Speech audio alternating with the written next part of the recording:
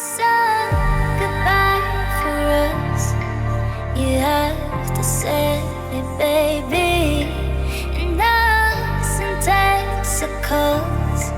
You wanna try, baby. I know you can, I know your heart, and you will figure out you love me now, now, now, now, now, now, love you now.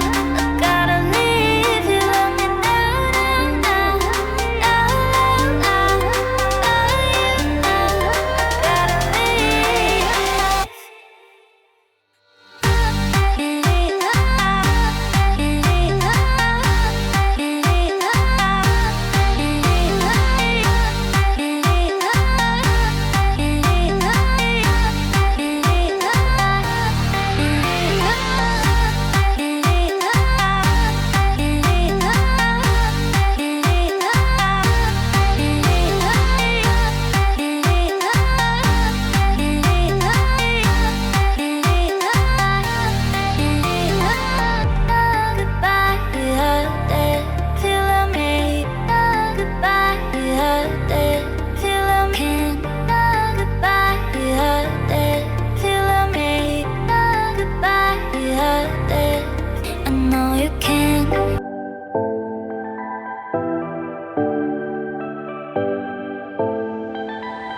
Good day, we are from Group 3, the Makabansa Group. This interview is in line with the topic drug addiction and drug abuse prevention. The respondents of this interview were the high school students from different school here in Bogo City. And these were their responses to the 4 questions we asked for them.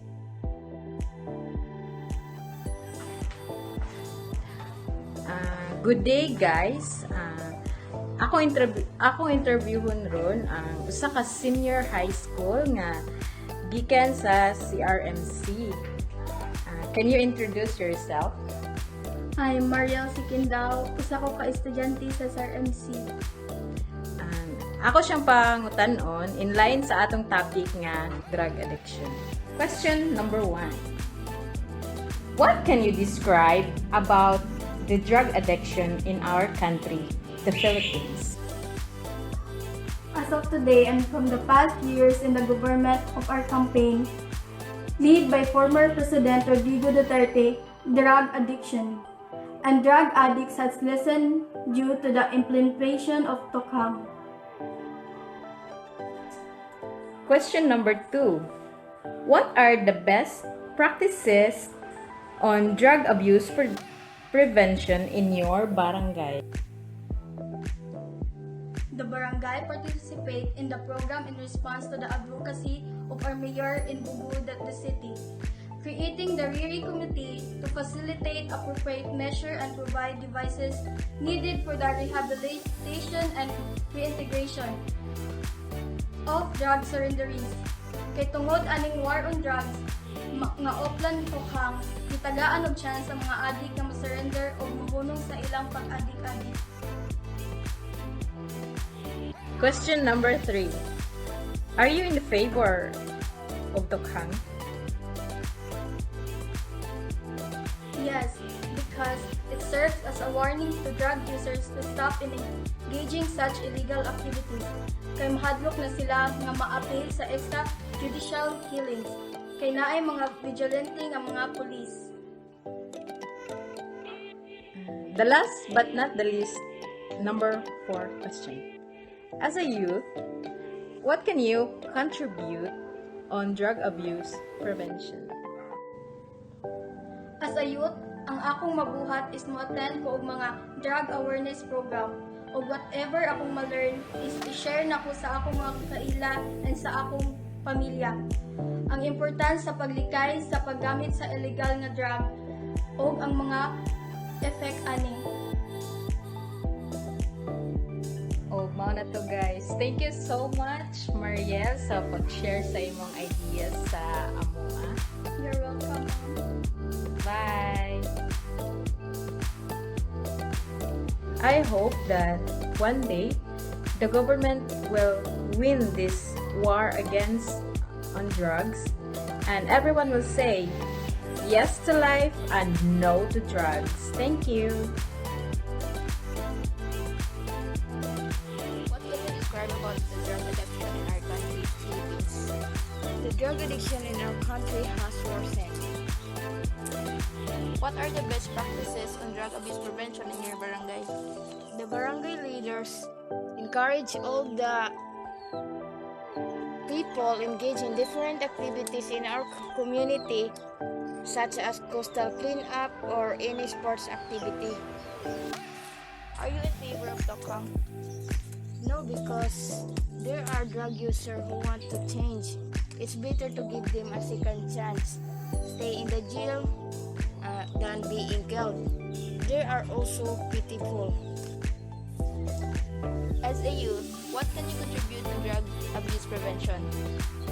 As a youth, I encourage my fellow youth to not use illegal drugs. So, first, introduce yourself. Hi, I'm Mika Sibatay. Where have you, asa mo ka nag-eskwela? I'm from Udlip National High School, from Gastran. So, my question for you is all about drug addiction. No? So, question number 1, what can you describe about drug addiction in our country, the Philippines?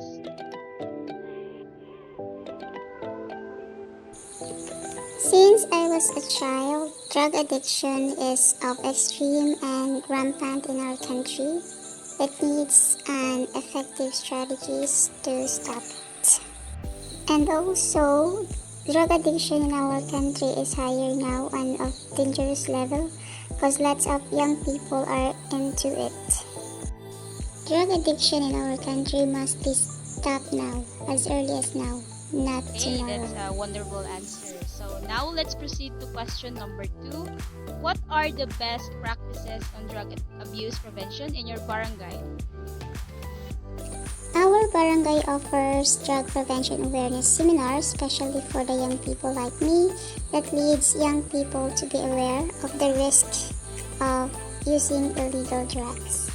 There are lots of different physical activities introduced and offers like basketball and volleyball in order for the young people to convert their mind to more advantageous things.